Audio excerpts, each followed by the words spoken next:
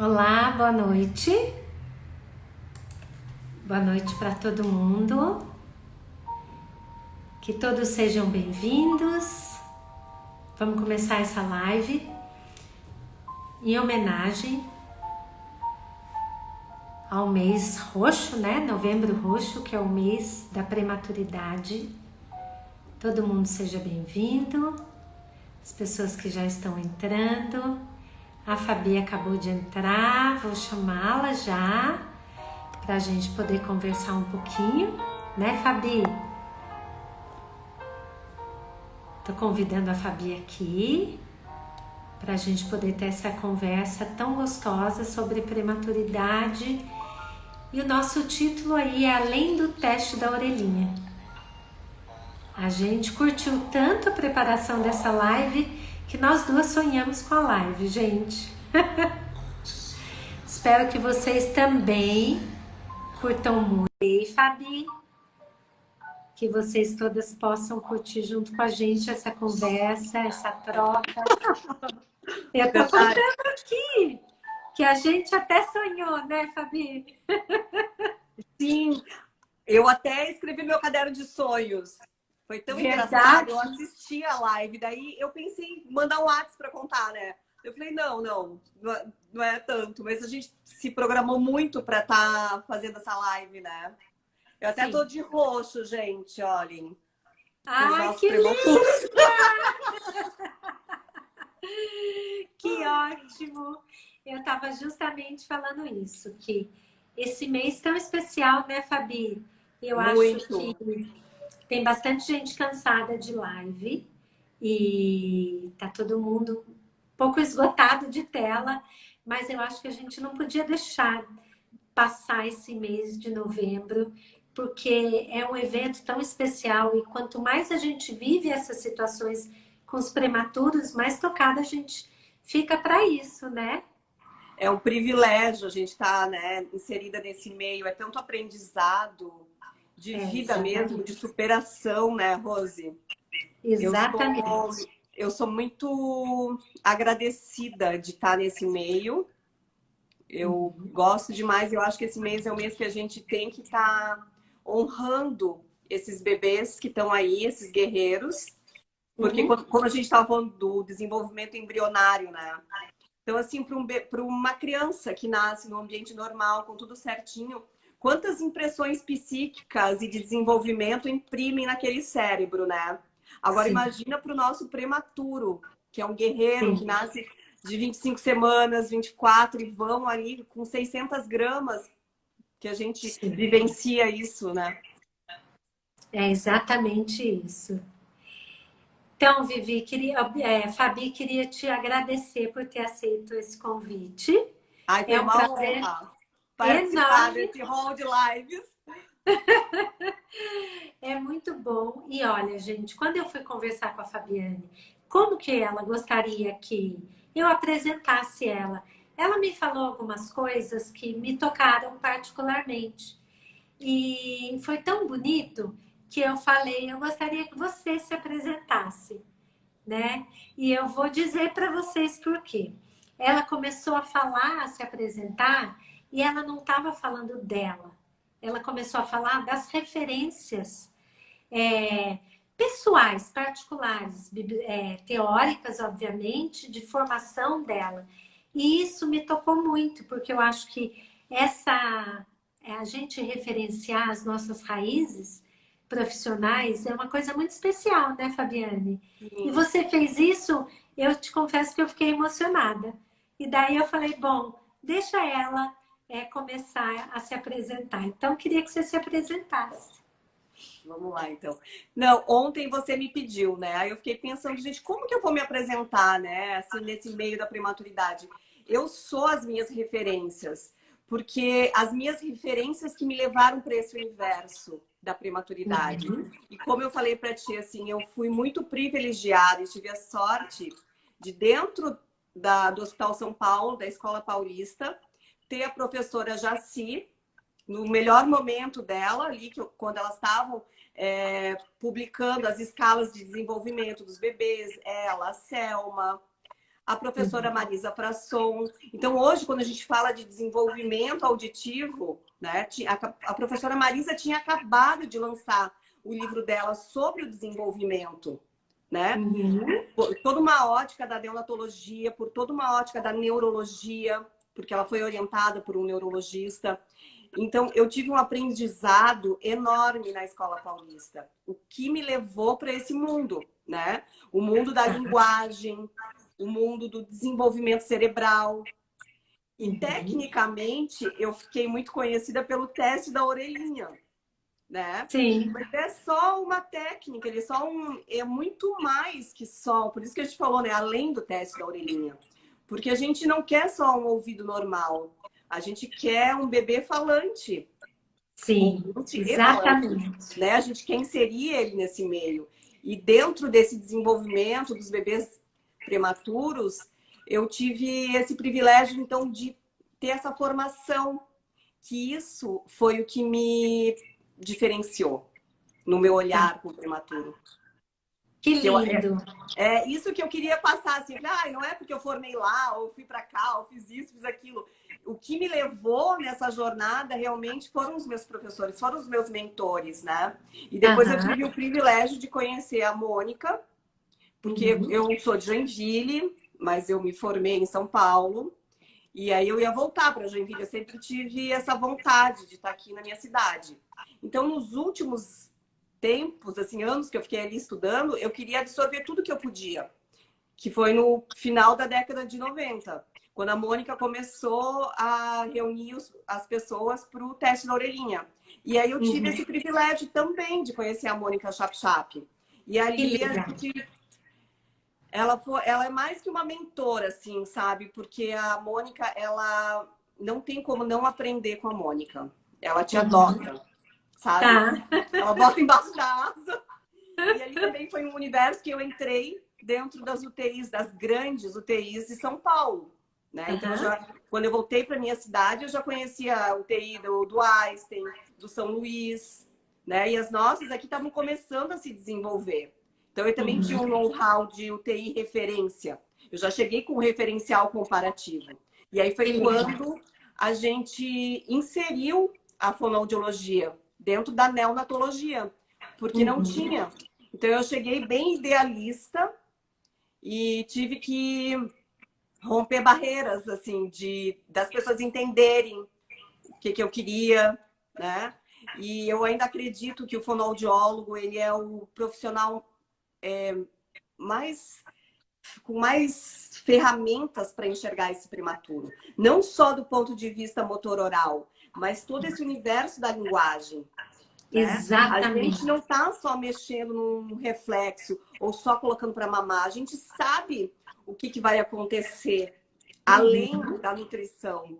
Né? Exatamente. Culturalmente, as maternidades que estão mais desenvolvidas com esse olhar do desenvolvimento desse pequeno prematuro que vai sair para uma sociedade são as UTIs que investem na fonoaudiologia. Né? Então, assim, eu tive essa sorte de ter toda essa formação e eu acho que isso faz a diferença. E aí isso fomentou outras fonoaudiólogas aqui na minha cidade, a gente formava fonoaudiólogas, porque todo mundo que quer trabalhar com bebê, né? Que bom, né? Eu sou muito falante também, Rose. E aí eu sou uma apaixonada pelo que eu faço. E aí acho que eu fico contagiando as pessoas. Eu sempre acho que tem que ter mais e que tem que... E aí eu sempre estou convencendo o gestor de alguma coisa. E agora com o Covid, daí se fecha o quarto da amamentação, se não fecha, eu já vou direto lá na direção, falar com o gestor. Eu sou muito entusiasta com essa questão. Eu acho que as pessoas que trabalham com bebê, como um todo, assim, que a gente tem conversado, são muito apaixonadas, né?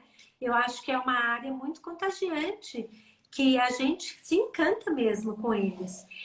A gente estava conversando, né, Fabi, sobre as questões quando a gente foi pensar nos tópicos da live, e para pensar esse título foi muito legal, porque a gente chegou nesse título porque nós começamos a conversar sobre o que poderia ser dito, e daí a gente viu exatamente isso que a Fabiane está colocando, que esse olhar do fonoaudiólogo, ele vai muito além do teste da orelhinha, do que o bebê escuta, do que a gente vai fazer aqui nessa boquinha, mas é todo esse global do desenvolvimento.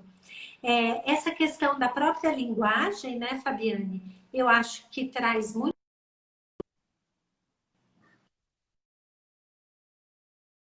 Opa, pausou aqui. Traz muito para a gente essa questão de que o bebê tem que ser visto como um todo, porque a questão da linguagem, essa criança é inserida na linguagem a partir da concepção, ou às vezes muito antes disso, né? Sim. Então não tem como isso não deixar marcas aí nessa criança, e a gente não tem como compreender muitas vezes o desenvolvimento ou o próprio não desenvolvimento sem ter esse olhar. Sim. Né? Como a gente tinha falado assim da preocupação, né, Rose? Porque o desenvolvimento embrionário, ele vai deixar marcas nesse bebê, né? Essa vida ali dentro de uma incubadora, todo esse sistema sensorial que está exposto. Não é só o sistema auditivo. Junto com o auditivo, é toda uma gama de ligação. É o tátil, o sinestésico. Então, a gente tem que estar preparada e preparando também o ambiente que esse bebê tá, essa equipe com esse olhar para esse bebê. E assim, cada um tem a sua fatia de olhar para o bebê, né? Ele fica fragmentado e dentro das suas possibilidades de fazer o melhor para aquele bebê. Só que muitas vezes a gente quer fazer a melhor técnica, a gente quer fazer o melhor cuidado e muitas vezes não é o mais humano. Né? Então, assim, os estudos vieram nos mostrando, não, vamos colocar a mãe dentro da UTI. Aí começou ali no final da década de 90, os pais, livre acesso. Aí agora veio, bem no começo, no ano 2000, ali que veio a portaria do método canguru. Não, agora a gente vai colocar a pele. Não é só uma questão de encostar a pele na pele. Olha só tudo que trabalha todas as habilidades, né? Esse contato. Então, assim, é sempre uma luta e como todo o sistema de desenvolvimento sensorial está envolvido com essa questão. Eu acho que a pandemia trouxe muitos desafios, né, Fabiane? Mas eu acho que uma coisa que a pandemia me trouxe, pelo menos, foi possibilitar muito mais curso, porque a gente consegue estudar de casa. E fazendo aí um levantamento hoje, eu acho que esse ano, realmente, o que eu mais estudei foi o desenvolvimento intraútero. E para a gente poder entender que esse bebê não nasce zerado. Ele nasce já com toda uma carga, especialmente sensorial, né? E que também faz com que a gente possa pensar no bebê que nasceu antes do tempo, o quanto de experiência sensorial, que eu acho que é isso que você está trazendo, né? Ele deixou de viver no intraútero, e não só ele deixou de viver no intraútero, mas ele vai viver dentro de, muitas vezes, de uma UTI, né? Sim. Né? E por isso a nossa responsabilidade, né, Rose? Em zelar por esse cérebro. Né? Sim. Eu sempre falo assim, ó, qual que é a tua função? Cuidar do cérebro do bebê. Eu sempre falo para as meninas, eu falei, gente, nossa função é cuidar do cérebro dele, né? Assim, ó, iatrogenia, e aí vamos pensar no ambiente, vamos fazer hora do soninho. Aí, às vezes, a rotina fica muito louca, a gente começa a esquecer. Porque a questão é uma loucura de emoções, assim, né? Porque tem a questão da sobrevida nos bebês que nos estressam, tecnicamente. Então, ali é muito monitor, é muita... questões técnicas envolvidas e, ao mesmo tempo, a gente tem que voltar para esse ambiente adequado para esse bebê. Então, às vezes, a gente pula um pouquinho dessa rotina humanizada, porque a técnica se sobressaiu. E aí, se a gente, às vezes, passa uma semana com aqueles bebês difíceis e aí fica aquele estresse, alguém tem que voltar. Não, gente, calma, vamos voltar lá na nossa hora do soninho, vamos voltar à nossa rotina. né? Cuidar dos profissionais que estão à volta e principalmente cuidar dessa mãe nessa conexão com eles. Sim. E Fabiane, conta um pouquinho pra gente das questões específicas auditivas, né? Do que está em jogo aí, desde o teste da orelhinha que esse bebê é submetido, e como que esse ambiente que muitas vezes é hostil, né? Pode estar interferindo também nas questões auditivas desse bebê. Então, a gente faz essas avaliações ao longo já do acompanhamento com o bebê dentro da UTI neonatal, né? Então, pré-alta, a gente já tem todo o histórico desse bebê, por tudo que ele passou. E aí a gente vai fazer, então, essa bateria de exames, que no primeiro momento são as emissões otoacústicas, né? O teste da orelhinha, que a gente faz. Explica para todo mundo o que é exatamente esse teste da orelhinha. Porque eu acho que tem algumas mães aqui, né, que estão acompanhando a gente. E eu acho legal, porque é uma informação tão rica, né, Fabiana? Sim. Então, o teste da orelhinha,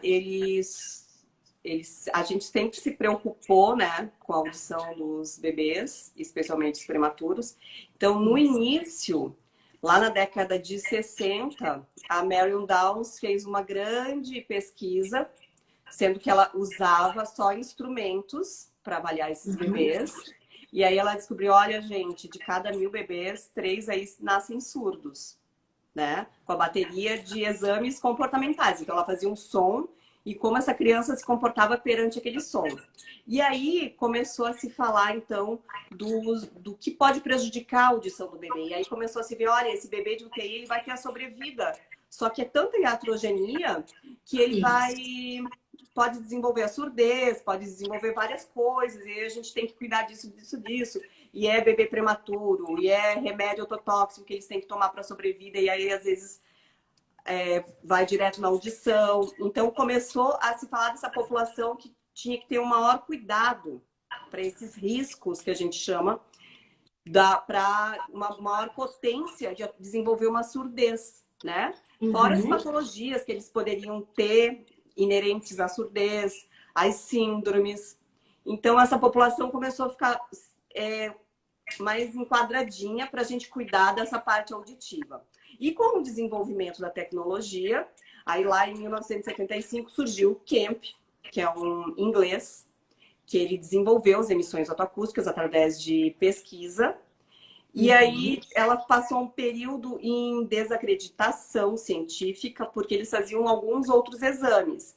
E aí nos Estados Unidos teve um projeto que chamou Projeto Rhode Island, e aí eles usaram as emissões otoacústicas para triar vários bebês. E ali começou, então, a triagem auditiva neonatal, lá nos Estados Unidos, com essa grande pesquisa. Que eles, gente, nasce surdo, e nasce surdo na população de risco e na população normal, também nasce. Igual, 50% aqui e 50% ali. Hoje, porque a minha estagiária voltou, eu tenho uma estagiária de fono e ela faz o TCC dela conosco. Aí com essa história de pandemia e tudo, ela acabou ficando doentinha, mas não tinha sido Covid. Aí ela voltou, ela tá terminando o TCC dela. E aí ela me contando que tinha a nossa amostra da Darcy Vargas deu 50-50. Falei, olha, tá batendo com a literatura. Eu sou orientadora, eu não oriento ela, mas eu dou um monte de palpite, né? Aí ela, assim, porque é tão lindo, porque assim, ela é jovem, né? Ela vem de outra geração. Quando ela nasceu, já tinha teste da orelhinha, só para você ter uma ideia. Né? Então, assim, essa geração que está vindo estudar conosco é uma geração que já tem carimbado na carteirinha. Eu estou há 23 anos na Darcy Vargas.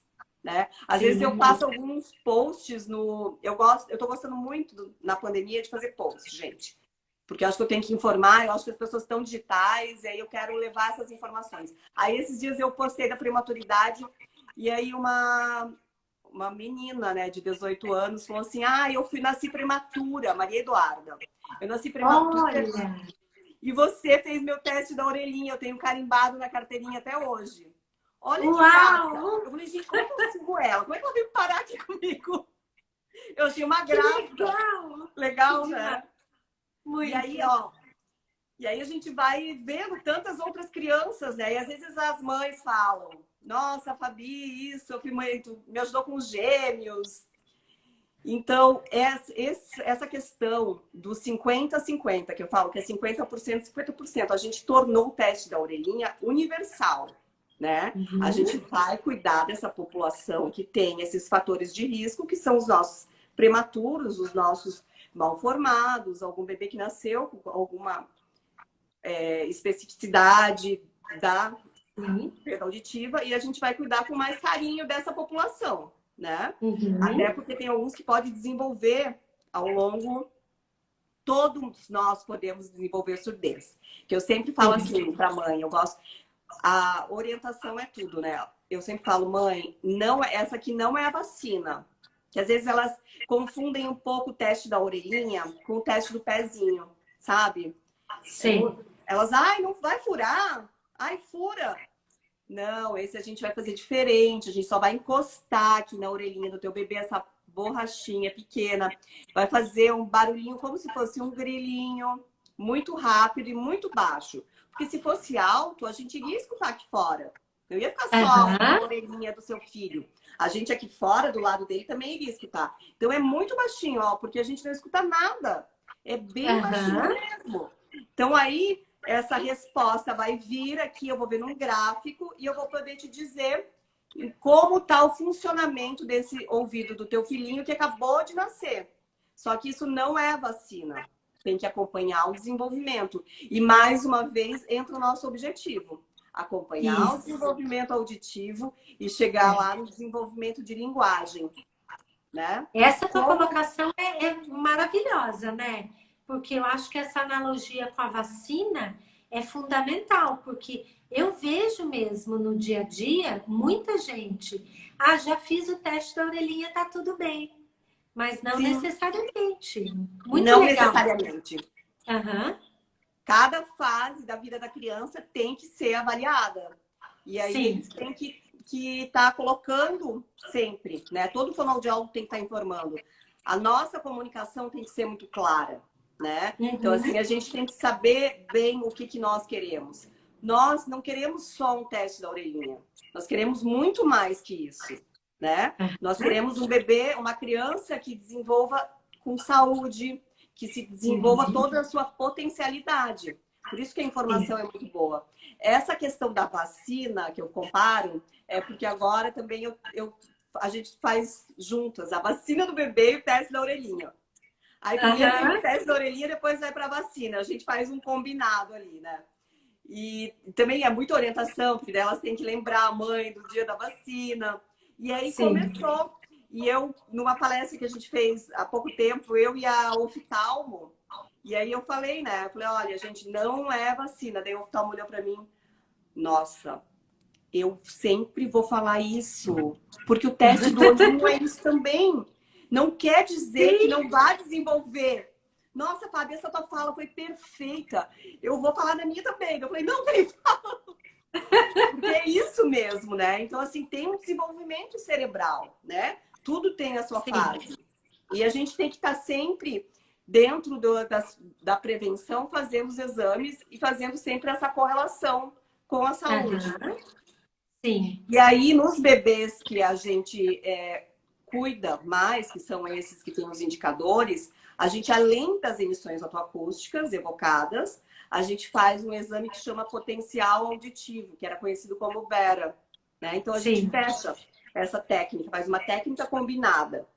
Aí, esse bebê vai sair dali, caso ele pudesse ter uma neuropatia, a gente também pegaria nesse momento. E vão ser acompanhados no seu desenvolvimento, ao longo do seu desenvolvimento. Então, muitas vezes, não é só uma questão da fono. Muitas vezes, o pediatra, a gente é tão multifacetado dentro da equipe interdisciplinar, então o pediatra também já está ligado, né? O desenvolvimento de fala. O ambulatório do neurologista.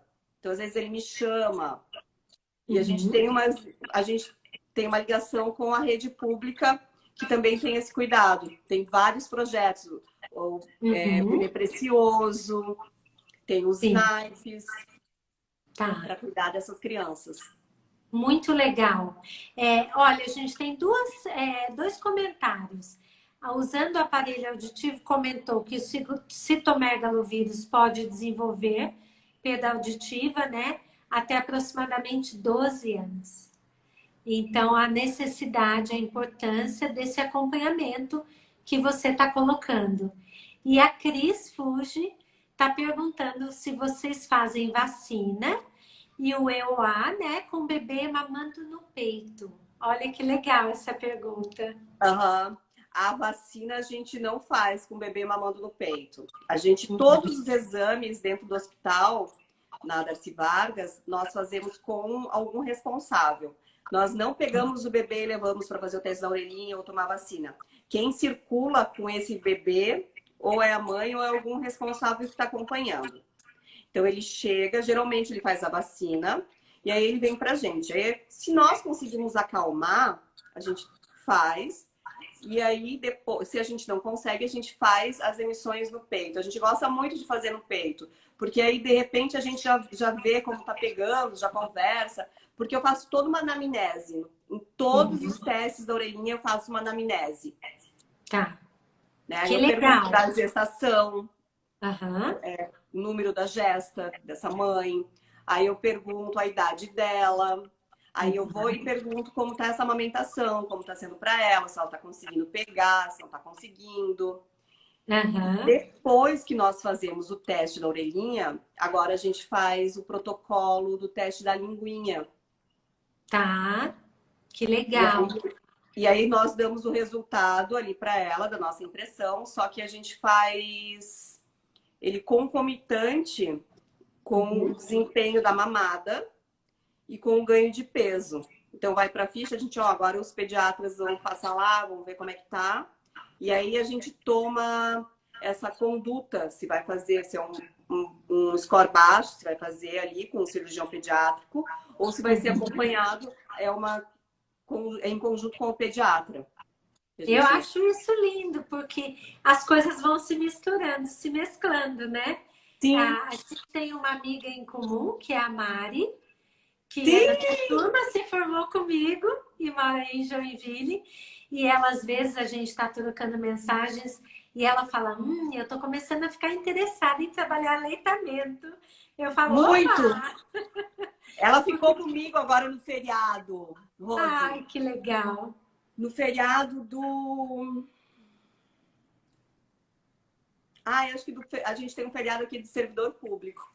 Tá. Aí não trabalha, ponto facultativo. Só que como eu passo visita, né? Aí eu falei, Mari, vai no feriado, porque daí tá tudo mais tranquilo. E a gente fica, porque a gente está discutindo justamente que a Mari ela é responsável pelo serviço municipal aqui. Então a gente está desenhando esse fluxo desse bebê e essa questão de fila, de como a gente agilizar ele dentro desses novos sistemas de inclusão do paciente. E ela fica encantada, né? Porque vocês fazem uma avaliação. Ela é uma querida. E vocês fazem. Ela faz bem. Sim. E vocês estão fazendo aí um modelo multi, né, Fabiane? Que é muito importante. Tem gente perguntando se vocês estão usando o protocolo Martinelli ou Bristol. Nós usamos o indicado pelo Ministério da Saúde. Tá. A gente teve toda uma orientação, treinamento.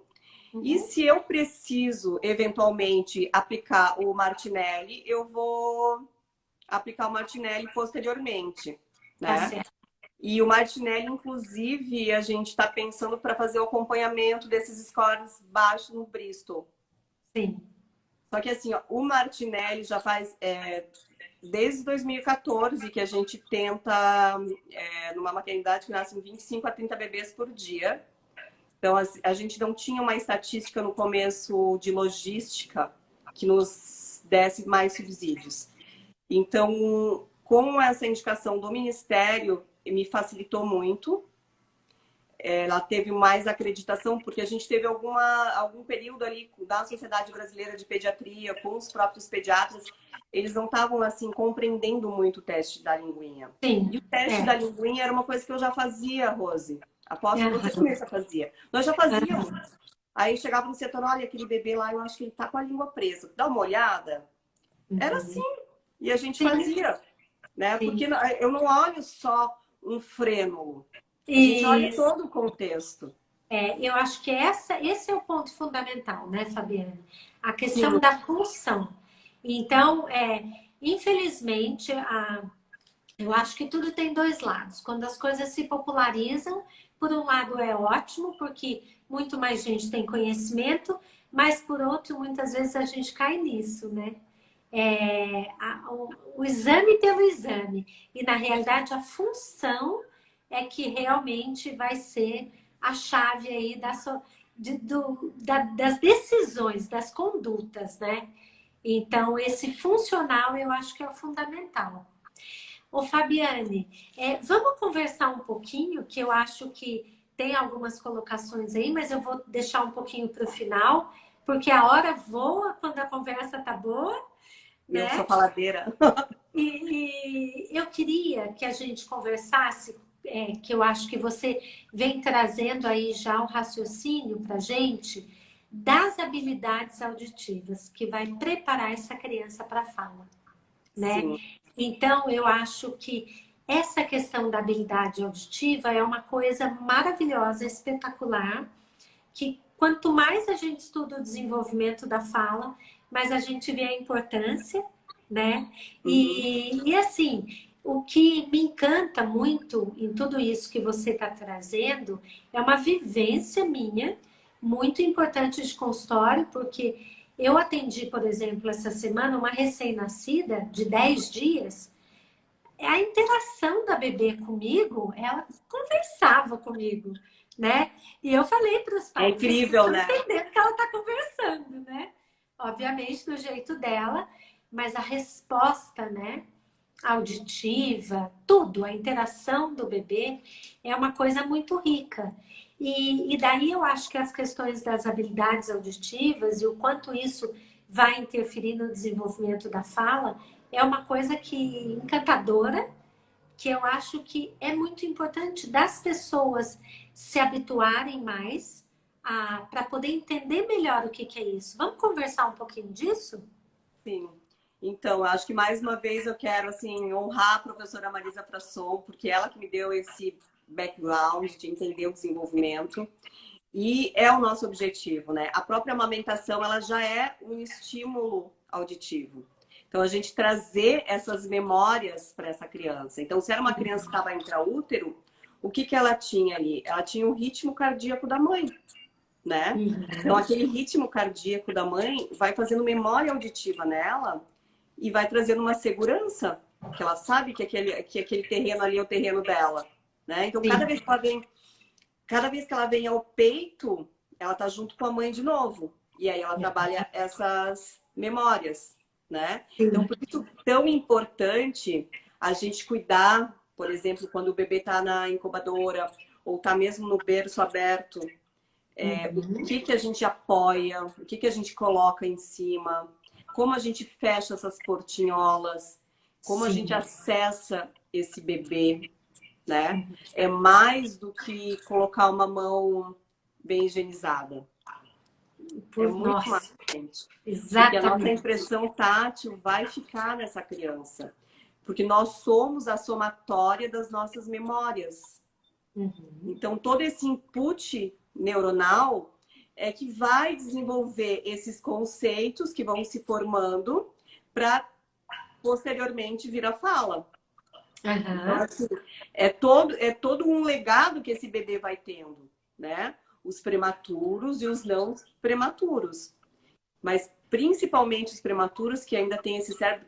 Veja só, com 21 semanas que o ouvido fica pronto, né? Com 25 semanas que esse bebê ele vai estar começando a usar essa capacidade auditiva, que ele vai estar começando a formar atenção, memória. né? E aí a gente vai desenvolvendo todas essas habilidades dentro do útero e posteriormente o prematuro que vai ficar dentro da incubadora, a gente vai ter esse zelo de estar ali. E eu, assim, eu sou muito apaixonada pelo canguru, sabe? Porque eu acho que ele trabalha o sensorial do bebê muito. A interação com a família, essa possibilidade dessa interação. Porque quando um familiar nosso vai para a UTI, a gente fica chateado, a gente fica com medo, né? Ai, como ele tá sentindo, se ele vai sobreviver, se não vai.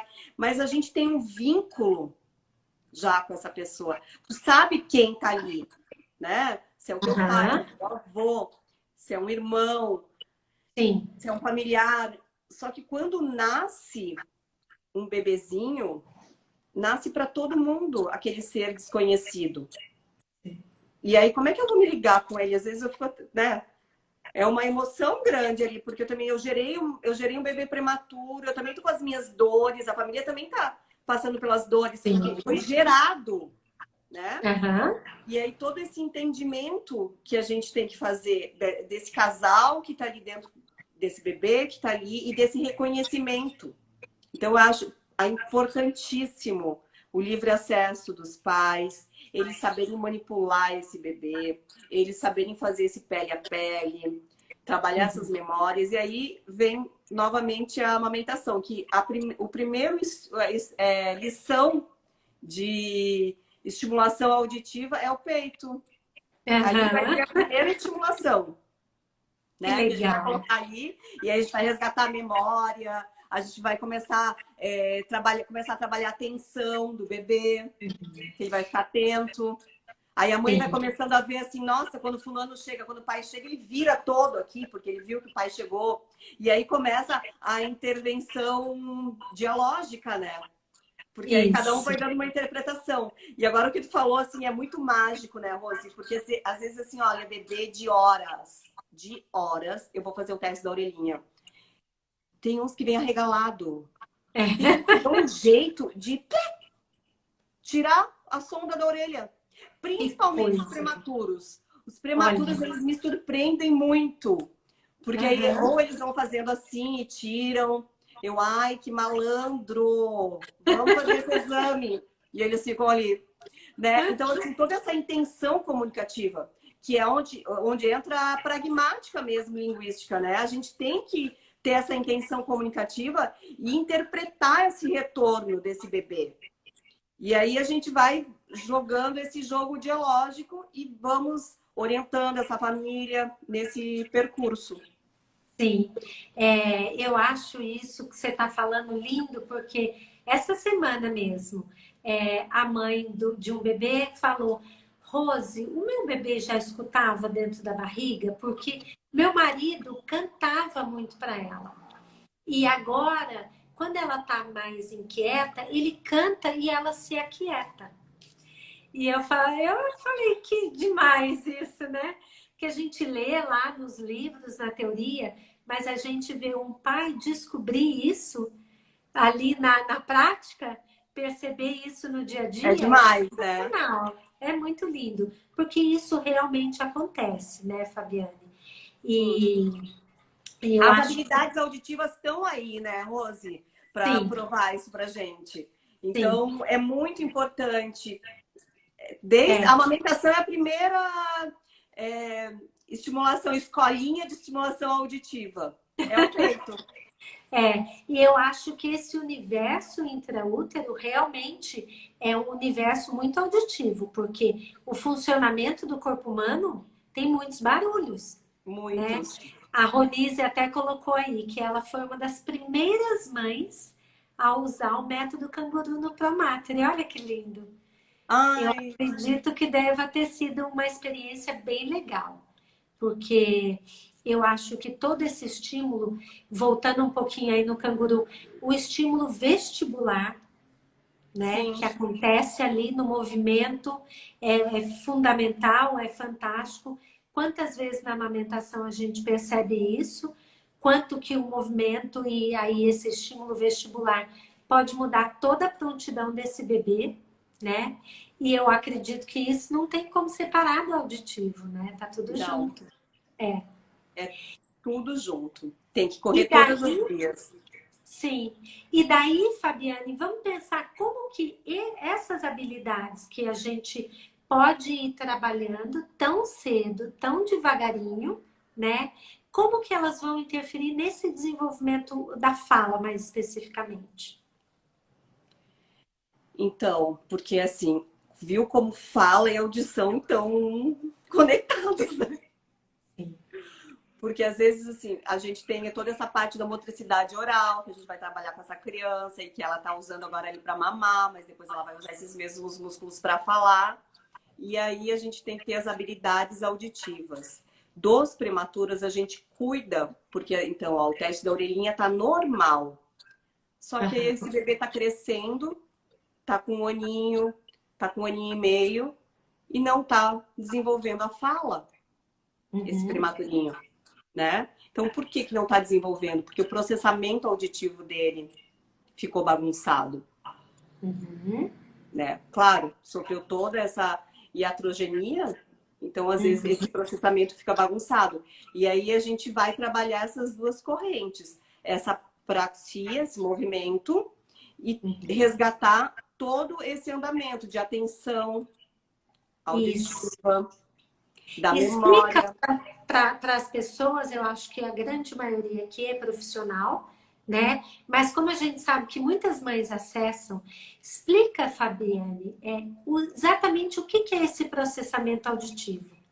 Então, é um ouvido que, do ponto de vista fisiológico, ele está funcionando, a via está perfeita, tudo Uhum. certinho. Porém, ele não, quando chega a informação lá, ela fica bagunçadinha no cérebro e ele não interpreta. Por Uhum. exemplo, alguém está falando, Fabiane, Fabiane, tá entrando aqui, tá fazendo todo o movimento, mas eu não tô dando atenção para isso. Uhum. Então, aí, essas etapas das habilidades auditivas, uma que fica quebrada é uma cascata para as outras habilidades. Aí não Sim. desenvolve a discriminação auditiva, não desenvolve a memória, porque ele não deu atenção. Aí todas essas habilidades vão ficando com uma engrenagem torta. Então o som Uhum. está entrando e aí a gente começa assim, ó, a ver como que tá a pragmática desse bebê. Ele tem intenção comunicativa e aí a gente vê às vezes que é um bebê assim, ó, que é brabinho, que como ele tem essa dificuldade, ele joga as coisas, né? É isso Ele, mesmo. ele quer conversar, assim, mas ele fica aquela questão que teve até uma campanha há uns anos atrás, né? Quem se comunica bem se defende melhor, né? Então, Aham, assim, com certeza. aí tu vai vendo, ele quer se comunicar, mas ele joga um negocinho, ou senão ele fala com mais brabeza.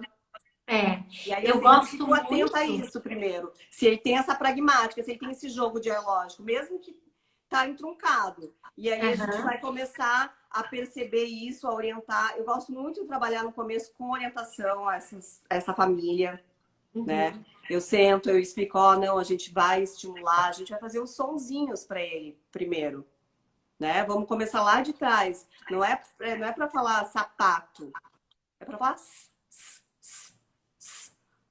aí Aham. depois vai vir, porque assim, os pais querem, olha, não consegue falar sapato, sapo, né? Não é assim. Então, assim, não, gente, a gente tem que ir lá para trás, ó. Tudo que ele perdeu, a gente vai começar a trabalhar com eles dessa forma. Aham. Eu gosto muito, Fabiane, de pensar que os nossos sentidos, eles têm os órgãos responsáveis, mas não é só aquele órgão, né? Então, por exemplo, não é só a nossa orelha que precisa ter condições de escutar, mas nosso cérebro precisa aprender a escutar, né? Então, eu gosto muito de dizer, se eu escutar, pelo menos eu, uma fita em russo, eu não vou ter ideia. Eu estou escutando bem, mas eu não tenho ideia do que está acontecendo ali, onde começa, onde termina, né? Então, como interpretar esse som o cérebro, como ele vai receber, captar e interpretar esse som para poder desenvolver a fala, eu acho que é uma forma clara de explicar para os pais as habilidades orais. Porque daí Sim, envolve todas as perfeito. interpretações, né, de como esse bebê vai poder ou não escutar esse som. Então, eu acho que quando você colocou além do teste da orelhinha, eu acho que foi pensando muito nisso. Que muitas vezes essa orelha tá boa, tá tudo bem, mas nem por isso o desenvolvimento dessas habilidades auditivas pode estar normal. Então, não é a vacina mesmo, Não é. né? Né? A Patrícia, agora eu vi ali que ela colocou da localização. Eu sempre faço da localização, sabe? Com um Uhum. guizozinho. E aí eu ensino. Eu falei, ó, gente, vamos ver aqui, ó, como é que tá. Aí eu faço, eu falei, olha, não pode, eu falo, não pode ficar fazendo muito barulho, é só um pouquinho de barulho, e aí vamos ver como é que ele reage, se ele procura. Aí eles vão contando pra gente como vão fazendo, né? Aí eu treino comigo primeiro, porque tem gente que fica com chocalho. Falei, olha, tem que ser uma brincadeira de esconde-esconde, faz um pouquinho, aí depois para, vamos ver se ele está conseguindo olhar, se está olhando para cima, olhando para baixo. E assim a gente vai orientando essas famílias. Alguns bebês vão ter que ser estimulados mesmo por uma fonoaudióloga, e Aham. outros a gente consegue trazer para essa curva, né? Uhum. E essa estimulação, Fabiane, ela às vezes é bem precoce, né? Mais ou menos que idade? Olha, a gente já está com bebês prematuros, extremos, assim, que estão indo para terapia com 1 ano e meio, Tá. que o Uhum. nosso neurologista já está encaminhando. Entendi. E O isso se doutor a Fábio, ele é criança. muito bom nisso, assim, ele é muito atento a essa parte, é uma parceria, assim, fantástica, sabe? Porque ele tem esse olhar, Tá. né? Um neurologista numa equipe de UTI neonatal faz toda a diferença, e principalmente no desenvolvimento. Então, ele é Uhum. muito aberto a essa visão, porque ele tem noção do desenvolvimento cerebral. E Tá. aí é ali que a gente troca as figurinhas e a gente coloca esses bebês para estimular. Junto Mas com os essa. pais. Aham. Essa criança de 1 ano e meio que é encaminhada nessa idade é quando ela tem alguma dificuldade Na nas comunicação, na comunicação e não necessariamente na questão auditiva. não na auditiva, na comunicação mesmo. Porque Olha que legal. antes eu achava que era muito cedo.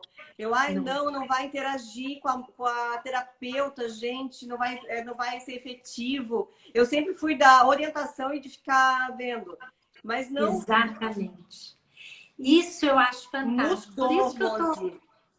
Por isso que eu estou insistindo. Até comentaram aí que os pediatras às vezes demoram muito. Aqui em Demoram. Eu Campinas, ainda tenho dificuldade nessa questão do teste da orelhinha que falhou. tá? E aí eles ficam querendo fazer 1.000 outros testes em várias outras portas para Uhum, comprovar.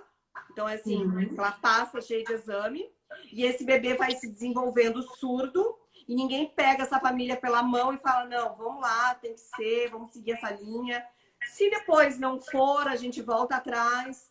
Então, assim, eu ainda aham, vejo na rede privada, principalmente. Esse ano, junto com a pandemia, teve um bebê com diagnóstico de surdez e o bebê estava em casa, porque o pediatra falou que era para esperar um pouco. que pena. Eu acho que isso é uma conquista muito nossa, né? É um trabalho que está muito nas nossas mãos, no sentido de informar e mostrar a diferença que faz. Porque aqui em Campinas, eu tenho recebido cada vez mais cedo os Tá bebês. incrível. Sabe que eu no começo, como eu te falei mesmo, eu já sou old school, né? Sou da década de 90. Eu me sinto jovem, gente. Eu me sinto. Mas é incrível como mudou isso. Há uns Uhum. 10, 15 anos atrás, não, eu sempre falava, não, vamos fazer assim, ó, faz em casa, depois me conta. Mês que vem a gente vai ver. Eu não, e é incrível mesmo. Eu tô com uma bebezinha, com a Helena. Ela até é blogueira agora, a Helena. Ela ficou tão tagarela que ela é blogueira. A Helena nasceu de 28 semanas com 650 gramas, gemelar. Uau. Tinha o Davi, só que o Davi faleceu na segunda semana de vida. E aí ela ficou 3 meses conosco na UTI de Dona Helena. Saiu mamando no peito. Ame. Que lindo, exclusivo! Exclusivo, Uau. com 3 meses. Que lindo! Não, era uma coisa incrível. Ela só recebeu o leite materno. Então, assim, são uns pais maravilhosos, sabe? Afetivos e que entenderam o ritmo da UTI neonatal e que estavam engrenados lá, com toda a equipe. Essa equipe é muito redonda do Hospital Dona Helena. Eu gosto muito da equipe. É uma UTI menor, porque é um hospital privado, né? E eles têm muito treinamento. E aí, essa criança, ela que foi com 1 ano e meio para estimulação. E agora ela tá blogueira. Eu morro de rir com a mãe dela, assim, né? Porque aí vem os contos da Helena. E eu fui até a casa dela, quando ela me mandou um WhatsApp, falou, olha, Fábio, o Fábio pediu pra gente procurar uma fono. Daí eu fiquei assim, né? Então deixa eu ir ver com vocês. Não, vamos contar umas histórias. E já tinha várias histórias. E aí, no final, ela acabou entrando em terapia fonoaudiológica mesmo. Uhum. Ela tinha intenção comunicativa. Então, na pragmática, ela ia bem. Só que ela não tinha as habilidades auditivas. Ela estava enrolando. Sim. E faz toda a diferença. Não é um trabalho muito extenso, né? Muito longo, de anos. E faz muita diferença. Porque uma coisa que eu gosto muito, Fabiane, eu acho que o tempo na vida de um bebê é muito diferente do tempo na vida da gente. Então, uma semana na vida da gente é só uma semana. Mas uma semana na vida de um bebê pode fazer toda a diferença. Que lindo! É lindo falar isso, é verdade. Eu acho até que traz pra gente um certo imediatismo. Meu marido é médico, né? E antes, logo quando eu comecei a namorar com ele, ele falava: todos os pediatras são estressados, porque tudo tem urgência. E quando eu comecei a trabalhar com bebê, eu falei: bom, eu sou estressada. Para mim, tudo tem urgência quando chega bebê. Porque, assim, se eu sou procurada por um caso de dificuldade no aleitamento, não pode ser para daqui 15 dias. Não. Né? E tem que ser para ontem. Então, a gente tem que ter realmente essa urgência, que eu acho que é fundamental. Mas quando a gente para pensar no desenvolvimento do bebê, e você vai colocando, né? A gente vai estudando e elencando esses 1000 dias na realidade, principalmente, esse boom neurológico que tudo que está em jogo, não deixa de ser o tão frágil, né? Concorda? Concordo. É tão frágil e a gente tem que, assim, eu quero que seja o melhor possível, sabe? Eu quero que saia tudo no tempo certo. Principalmente com essa questão dos bebês que nascem com a surdez congênita, né? Para eles terem o diagnóstico, para eles ganharem a prótese auditiva, para eles estarem em terapia. Sim. E aí tá desenvolvendo justamente para a gente pegar essa questão do desenvolvimento e a maturação. Só que, assim, é uma briga, né, Rose, na velocidade. Uhum. Eu concordo. Para ficar engrenado, sabe? É a mesma Sim. coisa agora, assim, toda essa logística do bebê que tem o frênulo. Que aí a gente vai assistir essa criança realmente. Vamos ver se está ganhando peso. Vamos ver como é que está esse desenvolvimento, né? Porque muitas vezes, assim, tu acha que é um frênulo que não está desempenhando bem a amamentação, mas hoje a gente já vê que não é só o frênulo. Tu faz uma frené ali, mas muitas vezes fica ótimo e muitas vezes não é eficiente. Exatamente. Eu falo muito isso. Eu falo, o período intraútero que essa criança ficou treinando, né? Essa sucção estava de uma forma alterada. Então, muitas vezes, só a liberação do frênulo não é suficiente mesmo, porque tem todo um engrama neurológico de como essa musculatura, o padrão muscular da já se estabeleceu. Exatamente. Então, às vezes, realmente precisa. Tem 2 comentários bem legais, que é da Márcia, que está falando que realmente a questão na fonoaudiologia As intervenções precoces, cada dia mais a gente vê a importância disso, né? E Gente, isso eu também cada não dia tenho mais e assim, ó. dúvida, né, Fabiana? Não, Exatamente. É. E é a Ana temos que nos Lúcia preparar falando para isso.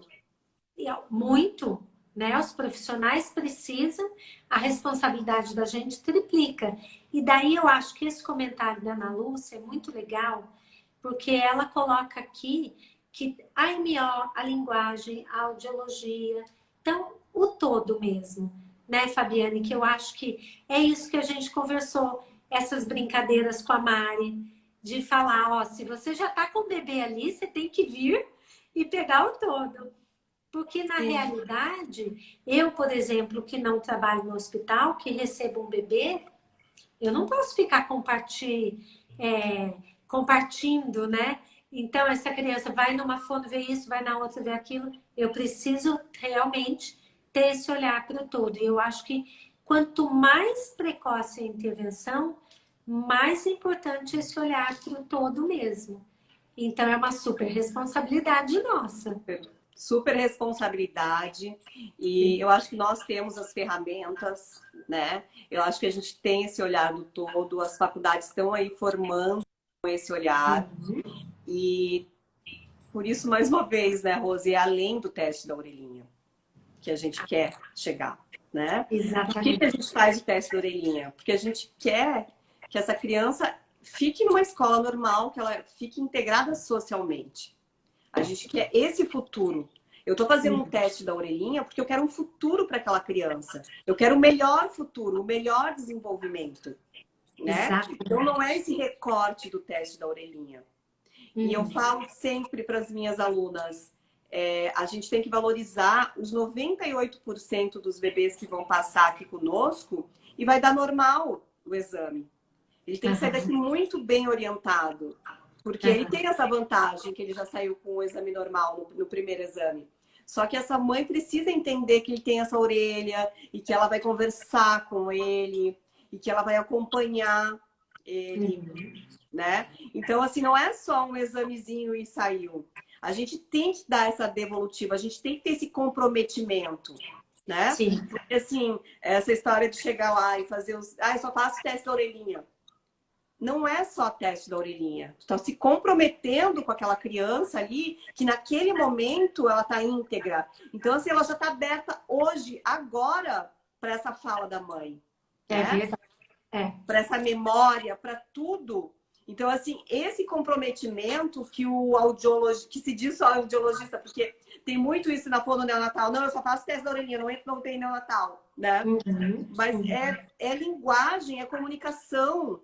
É dar essa devolutiva para a mãe ali e ela entender o que aconteceu. Não é só um examezinho, gente, que botou uma borrachinha aqui. É muito mais. Isso está dando um resultado positivo. Que aquela criança está saudável, que ela está interagindo já com você. E é nossa responsabilidade fazer isso. Com sabe? certeza. E Você sabe que tem nós temos pegar no um pé. minuto para nos despedir. Ai, já. Meu, passou muito rápido. Voou! É sempre assim, não é? Tem que ter mais aula com a Cláudia. É uma delícia, né?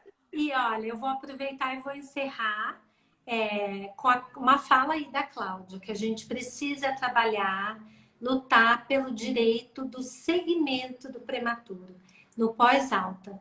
E isso, assim, eu acho que merece uma live para falar disso. Merece. Porque é fundamental, né? Eu acho que é importante demais. E queria te agradecer, querida. Tá acabando, já vai eu cair. amei, foi muito bom. E as minhas Adorei. amigas que entraram também aqui. Beijo, gente. Pode se despedir, Fabiane. Ainda tem tempo, porque agora eu me vi. Tem? Se despeça aí. Olha, eu desejo um mundo com mais audição para os nossos prematuros, um mundo com mais fonoaudiólogos preparados para esses bebês, que com certeza vão ser uns indivíduos que vão estar formando a nossa sociedade e que a gente vai estar desfrutando de um país melhor, de um mundo melhor, com crianças saudáveis. É no nascimento que a gente já influencia isso. Né? E é na integralidade. A amamentação usa muito mais que só a alimentação. Ali que já começa todo esse desenvolvimento. Quero Perfeito, agradecer Fabiane. essa troca, foi muito gostoso. Eu adorei. Você encerrou por nós duas, querida. Foi muito bom, muito obrigada. Obrigada de coração para todo mundo que esteve aqui com a gente. Eu que agradeço também. Né? Tá bom? Gratidão. Beijo, Beijo, gente. Beijo.